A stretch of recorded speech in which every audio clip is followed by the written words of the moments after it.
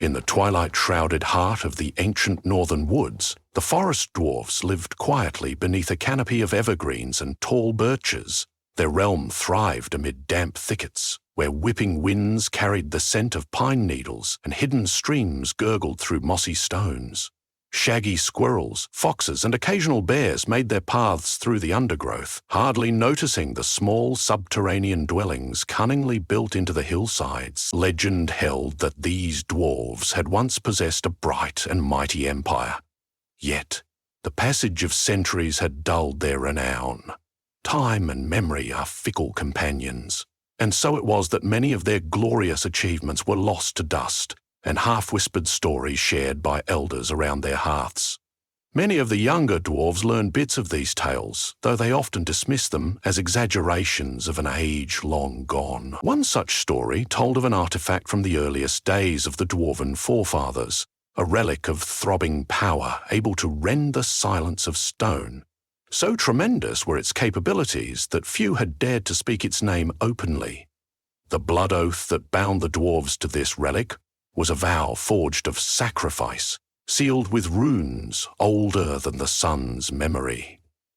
Old Shanri, the caretaker of their half-forgotten library, knew more about that oath than anyone else alive. She claimed to have read fragments from rotting scrolls, each line a cryptic clue to the dwarves' greatest secret. The dwarves' ancestors had once allied themselves with colossal living stone giants, beings pulled from the very bedrock. Eons ago, the dwarves and these giants had rescued each other from apocalyptic battles that threatened to devour the north. When the danger passed and the dwarven lords grew proud, they locked away the secrets of their alliance, believing they would never need such power again. But over time, new perils prowled the edges of the land. Whispers floated over the forest floor of monstrous predators twisting beneath the frost-laden soil, afflicting dwarven crops and threatening the fragile peace of the forest. Even the great stave churches of the human settlements far afield spoke of blood-chilling portents. Sun-frozen winters, restless spirits slipping from the boundaries of hell, and savage raids by trolls in the darkest valleys. Quiet no longer felt safe in the dwarves' moss-covered homesteads. They needed a mighty force, something archaic and unyielding to protect their people from doom. Yet that might come at a terrible cost, for dwarves did not summon the guardians of ancient days without offering blood for the bond. Looking for answers, a small gathering of inquisitive dwarves spirited themselves into the labyrinth of tunnels branching off from the main settlement. They carried torches that flickered against damp walls carved with runic inscriptions so worn they were scarcely legible. Shadows danced in uneasy shapes, shaped by the flicker of the flames as leaf litter and bones crunched under dwarven boots. Leading them was Jira Stoneweave, a short but fearless explorer whose sharp green eyes peered into every hidden crevice. She had scoured old Shunri's library for references to the secrets that might save her people. Alongside her strode Andalion-brow, recognized for the deep scars across his forehead and unwavering loyalty to his kin. Lantern in hand, Eindel guided them deeper into the gloom, trusting the faint glow of dwarven crystals embedded along the tunnel's sides to reveal the path forward. When they reached a circular cavern at the tunnel's heart, they were met by a silence so profound it felt like the earth was holding its breath. At the center stood an archaic pedestal fashioned from jagged slabs of obsidian that glistened under torchlight. Its surface was etched with swirling dwarven symbols, laid out in a spiral culminating in a shallow bowl. Dura pressed her palm to the inscriptions. She swore she could feel them thrum like a distant heartbeat. Those runes told a musty, turbulent story. The forging of a blood oath during an epoch of cataclysm, when dwarves and stone giants stood side by side against monstrous terrors. On that day of union, dwarven lifeblood had mingled with the molten essence of the earth, binding them forever in an unthinkably potent pact. Old Shanri's warnings had been clear. To awaken the stone giants again, the dwarves would have to shed royal blood upon the runes. But their ancient monarchy had long since faded. There was no recognized dwarven king or queen to kneel before the pedestal and cut the flesh of their palm in sacrifice. They were a people now governed mainly by council, guided by tradition rather than a single ruler descended of regal line. Yet some dwarven families still claimed lineage from lords of old. Perhaps among them a drop of that bloodline still pulsated. Dira had guessed Eindl's heritage might tie back to an offshoot of the ancient line. They had found genealogical fragments in the depths of the library, pointing to Eindl's grandmother as the last living thread connecting directly to their ancient rulers. Eindl had initially balked. He was a soldier, not a king, but faced with the looming threat to their homeland, he relented. Without a word, Dura removed a small dagger from her belt.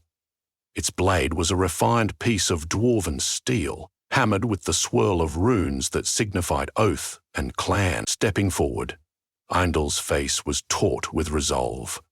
The entire group watched solemnly. Torchlight cast shifting shadows across the damp cavern walls as he held out his hand over the obsidian bowl. Dura made a careful cut in his palm, and droplets of scarlet struck the black stone. For an instant, nothing stirred. Then, from the engraved runes on the pedestal, a faint glow rose, like an ember coming to life. Brightening with each passing heartbeat, the dwarfs stepped backward, breath caught in their throats, as the spiral of inscriptions flared with light that radiated deep into the rock beneath their feet. The entire cavern rumbled with awakening energy. They felt it, a faint pulsation in the floor, as if the roots of the mountain were shifting. The dwarfs rushed out of the cavern, the luminous runic lines trailing behind them like ghostly serpents. Outside in the main tunnel, the ground and ceiling shook, scattering dust and debris. Ringing through the darkness came a low, stony groan. At first it was barely audible, the edge of a new voice resonating through the bedrock. But each step the dwarves took brought it closer until a massive silhouette broke away from unadorned rock. It was the first of the stone giants, a colossus with limbs hewn from granite and veins that shimmered with faint crystalline lines. Its giant head nearly scraped the tunnel ceiling, and its eyes glowed faintly, as if twin embers lived in their depths. Once freed from the rocky confinement, its entire body, shaped by eons of dwarven magic, stood still, waiting. A second beast of living stone emerged next, with basalt features smoother than the first, flecked with turquoise crystals that lent it a regal sheen.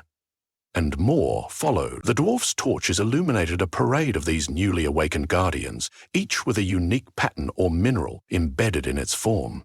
Some bore streaks of marbled white quartz, others glowed with veins of luminous gemlights. They remembered, dimly, their ancient bond with the dwarves. A hush fell over the group of onlookers as an indescribable power rippled through the passageways, forging an intangible link between dwarven heartbeats and the massive pulses of living rock. Overcoming their awe, Dura and Eindl directed the stone giants out of the tunnels and into the open air of the forest night.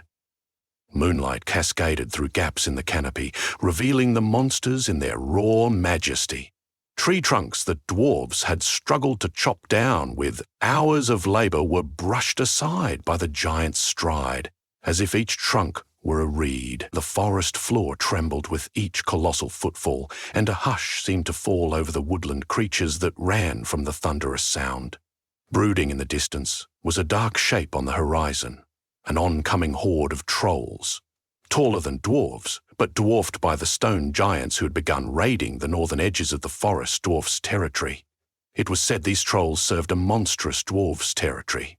It was said these trolls served a monstrous Jatun who sought to claim territory from dwarves and men alike. That night the dwarves gathered in a glade lit by flickering lanterns to finalize their plan.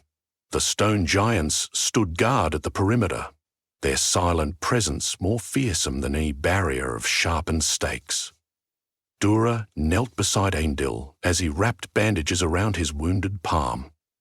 Their eyes flicked upward as a cluster of dwarven scouts returned, panting. The scouts reported that the troll horde was larger than anticipated. bolstered by savage wolf creatures and driven onward by feral hunger. "We have awakened the stone giants," said Dura softly. "But let us not forget they were summoned in times of cataclysm. Their power can be destructive." Eindel lifted his gaze to the monolithic figures standing sentinel under the moon. "We owe them our blood," he replied. "They will fight with us, yes, but we must make certain it does not consume us." In the hours before dawn, dwarven scouts flitted through the forest, placing signals and guiding the stone giants to vantage points. The giants could sense the approach of the trolls through subtle vibrations in the earth, each footstep tapping faintly against the mycelial webs beneath the soil.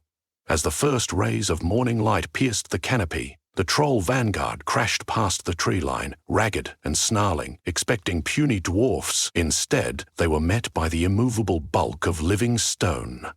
An echoing roar tore through the forest as the first stone giant strode forward, arms raised. Its fists, each the size of a troll, slammed down and uprooted pines in a devastating show of force. Dwarves, armed with shields of braided iron, arrow launchers and battle axes, roared their own war cries as they burst from the shadows at the giant's flanks. The clash was swift and brutal. Clouds of dust and shattered bark flew in every direction. Trolls with thick hides tried to slash at the giant's stony limbs, only to tear their claws or break them on jagged surfaces. Mighty as the giants were, however, the trolls had numbers and cunning. Packs of them circled, attempting to distract the colossi, while others swarmed dwarven lines, forcing them back. Dura and Eindel fought side by side, hacking through troll after troll, dwarven steel singing with each blow. A troll's blade raked across Dura's arm, drawing blood, but she gritted her teeth and pressed forward. Overhead, a giant with basalt arms threw down a partial trunk that cut off a squad of trolls. But more trolls surged from the gloom, driving the dwarves into flank defense. That was when the second wave of awakened giants rumbled into the clearing. Their approach was heralded by tremors that nearly toppled dwarves and trolls alike. These colossi, newly formed, wore mineral spikes along their shoulders. They charged into the melee, swinging petrified limbs in sweeping arcs that cratered the ground and sent trolls flying like ragdolls. The dwarves took advantage of the onslaught to counterstrike, forming wedge formations that stabbed into the troll lines, dividing them. The great horde wavered, their savage roars faltering in the face of such monumental force. And yet, even as dwarfs gained ground, the cost weighed heavily. The gruesome toll among dwarven warriors grew with each minute the fight raged on. Through sweat-laden eyes, Eindel observed lines of dwarfs faltering. His jaw tightened as he tried to maintain order among his kin. He gestured to a group pinned down near an upturned root, calling one of the stone giants to their aid. The giant responded with a reverberating groan, stepping forward carefully. But in that moment, a cunning troll leader leapt from the gloom, jabbing a crooked spear of black iron straight into the giant's knee. Sparks flew, and the giant bellowed in a deep, rumbling voice. The dwarves rushed in to break the troll's assault, only to find themselves contending with a flurry of unrelenting strikes by the troll's kin. The stone giant swayed, briefly disoriented. As it recovered, it struck the ground with an explosive quake that toppled trolls and dwarves alike. Without direction, destruction swept across friend and foe. A panicked cry arose from dwarven lines as they scrambled to avoid falling debris and the giant's uncontrolled swings. Eindel realized, with cold panic, that the giants might prove as perilous to the dwarves as the trolls if their rage was fully. Dura, battered but unyielding, scrambled to the giant's side. Shouting words in ancient dwarvish, something she had memorized from old Shanri's notes, she tried to calm the colossus. Flashing arcs of energy danced from her palm to the giant's runic veins, re-establishing their connection. The upraised fist lowered. It recognized the presence of dwarven allies. That near calamity weighed on all who witnessed it. If the dwarves lost control of the entire awakened legion, the forest and every living thing in it might be razed to rubble in a chaotic war. The trolls rallied for a final thrust. spurred on by their monstrous Jotun commander, who lumbered out of the gloom like an even larger nightmare. Its monstrous horns grazed the highest branches, and its singular red eye glowed with hateful fury. At the sight of it, the dwarves recoiled. Even the stone giants took a step back, uncertain. This Jotun was part frost, part mountain, an unholy amalgamation that towered above the other trolls. It crashed forward with an immense war club bristling with metal spikes, swinging at the stone giants in a challenge for battlefield supremacy. The ground shook as giant collided with giant, sending shock waves that shook tree canopies loose of their needles. The dwarves looked on, forming a defensive ring around the smaller giants to keep the trolls at bay, while the largest colossi met the Jotun blow for blow. In that swirling chaos, Aindel's role became painfully clear. As the holder of the royal dwarven blood, it was he who could anchor the pact. The connection between dwarves and stone giants needed renewed forging with each passing hour of the battle, lest the giants succumb to mindless destruction. But the link also meant he bore the lion's share of the mental burden. With every fierce strike of a stone giant across the field, Eindel felt a pulse of primal force sear through his veins. An intense, searing ache gnawed at him from within, as though living lava were pumping through his heart. Each time he tried to command the giants, the pain worsened, burning him from the inside. Sweat drenched his brow as he poured every shred of will into upholding the oath. "Wara!" Seeing his trembling, rushed to his side, pressing a supportive arm around his broad shoulders. "I can't hold them alone," he gasped. "The oath is too strong." Recalling the old scroll fragments, Dura knew there was a component of the ritual that had been left incomplete. The original dwarven monarchy had more than one bloodline sworn. In times of dire need, multiple dwarven lords and ladies united their blood, distributing the burden, but no such second bloodline was readily identifiable. They had only Aindel's. Desperate, Dira unsheathed her own dagger, pressed it against her arm, and dug the blade in. She hissed at the sting and raised her bleeding forearm. "If we can't strengthen the oath with more royal blood," she shouted, "then by the gods, let us do it by clan blood. We are one. Our hearts belong to all dwarves."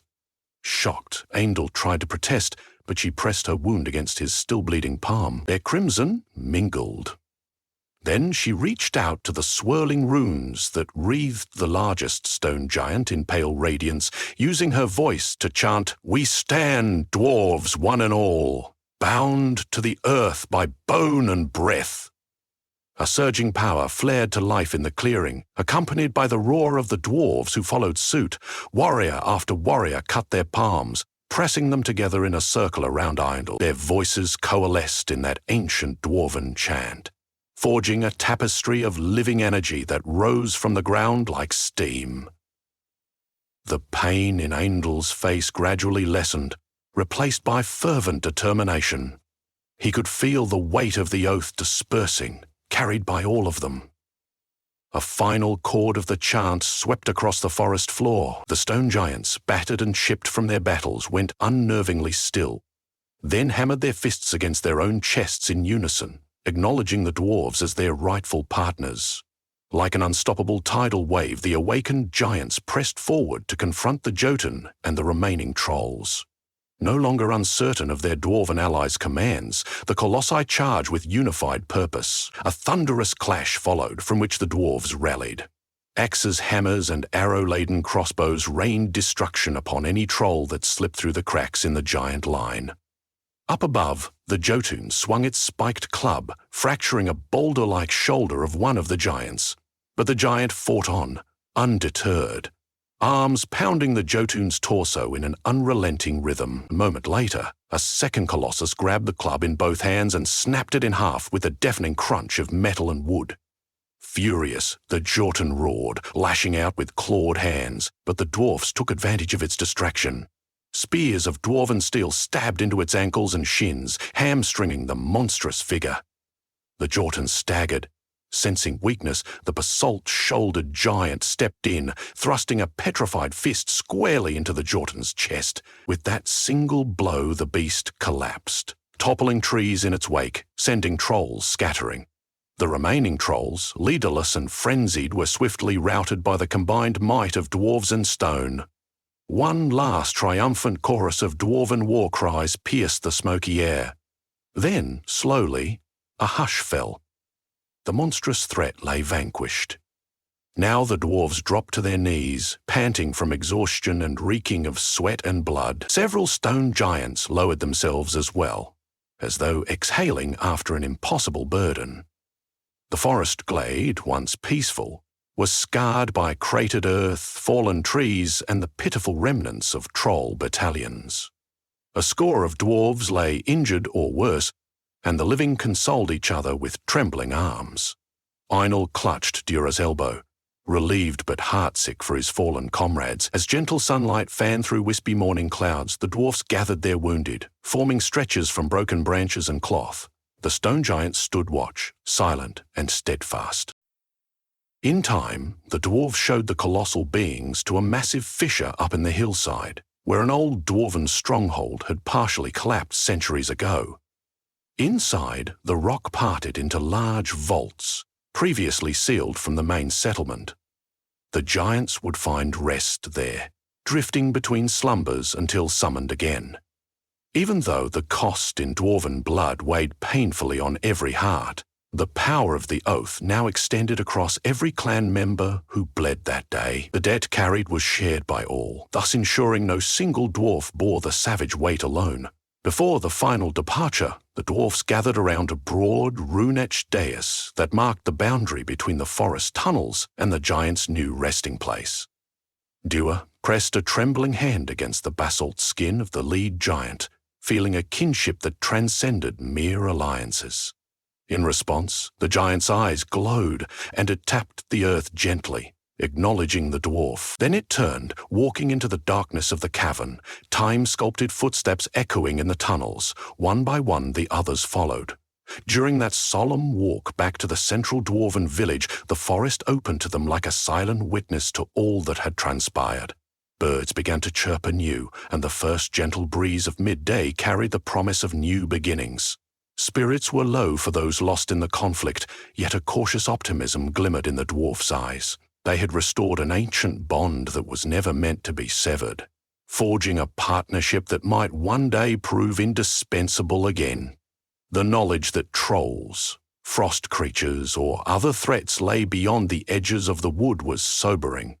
But the dwarfs now possessed living testament that even the greatest nightmares could be confronted. The ancient records in Old Shanri's library would be revised, not as dusty legends to be buried, but as living documents recounting a people's resilience. Under a canopy of windswept pine needles, Eindel helped Dura with her bandage. Both were battered, bloodied, but resolute. Blood ties, literal and figurative, now wove throughout the entire clan, bound to the earth in a way their ancestors must have intended from the start. No more hiding behind ignorance or pride. This was dwarven unity, sealed in the friction of conflict and the promise of mutual support. "We are keepers of the old ways now," Daryl said softly. "We have to pass it on in truth, not secrecy." Andal nodded, gazing across the forest. "Let us do exactly that. May the next generation understand that alliances are living, breathing responsibilities." They returned to the settlement amid the subdued applause and relief of their people. Fires crackled in hearths, and the smell of roasting game drifted through the air. Healers scurried between makeshift infirmaries, applying salves of ground herbs and hot compresses to the wounded. The dwarves' hearts remained heavy with mourning, but gratitude resonated as they came to congratulate the warriors who had braved the front lines. Elders, who once recounted ancient epics with more nostalgia than conviction, found renewed purpose in teaching and preserving the true meaning behind the blood oath. However, they also agreed this was not a power to be invoked frivolously. Summoning the giants risked cataclysmic destruction if the dwarfs failed to maintain control, if they ever lost sight of the reciprocal bond. Night spread softly across the settlement, stars emerging like scattered diamonds overhead. In the main gathering hall, dwarves of all ages broke bread together, celebrating survival. A solemn reverence underpinned their feast, accentuated by a place left empty at each table in honor of those who had fallen. At the head of one such table sat Dura, Aindel, and old Shanri, the latter looking frailer than ever, but wearing a gentle smile that carried centuries of wisdom. They discussed what to record in the dwarven annals, how to recount the choosing of dwarven unity over monarchy, how to convey the warnings of unleashing unstoppable forces. For every dwarven clan member who had pressed blade to flesh that day, their sacrifice would be remembered in the newly penned Chronicle of the Forest Oath. In the days that followed, life picked up a steadier rhythm. The forest dwarves repaired their battered homes and refortified their subterranean corridors. They'd buried their dead beneath the roots of the grandmother oaks that dotted the edges of the forest, believing those souls would guard the realm as silent sentinels. Now and then, a deep tremor might pulse underfoot, a reminder that their massive allies slept somewhere below, carving out new living quarters in the mineral depths. Rumours circulated that one dwarf child, who was barely more than 5 winters old, claimed to sometimes hear distant songs of the giants echoing through the stone. Whether it was imagination or a nascent gift, no one could say. Regardless, it became a cherished comfort, a symbol of the renewed bond. As the forest dwarves went about their daily labours, gleaning mushrooms, tapping birch sap and training in the small courtyard for future battles, they carried a renewed sense of identity. Something in them had changed. They belonged to a larger tapestry, knitted by cosmic and earthly forces. Their roots ran deep, reaching beyond the ephemeral battles that came and went. The oath they made was not merely a relic of ancient lore, it was a living promise that all dwarves, whether blacksmith, farmer, or scholar, would never abandon each other or the guardians who once again stirred beneath the rock.